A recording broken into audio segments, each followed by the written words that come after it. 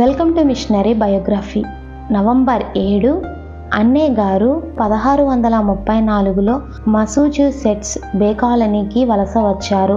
అన్నే గారు ప్రసంగాలను చర్చించడానికి మరియు తన సొంత వేదాంత అభిప్రాయాలను వ్యక్తీకరించడానికి బోస్టన్ మహిళల వారపు సమావేశాలను ఏర్పాటు చేశారు. చాలా కాలం తర్వాత ఆమె సమావేశాలు మంత్రులను మరియు న్యాయాధికారులను కూడా ఆకర్షించాయి.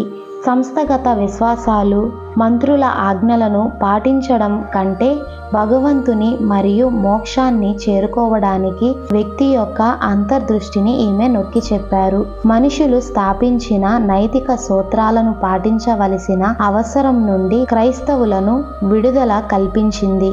ఆమెను వ్యతిరేకవాదం అని నిందించారు. ఆ ప్రాంతం వారు సువార్తను ప్రకటించడం వలన ఆమెను బహిష్కరించారు.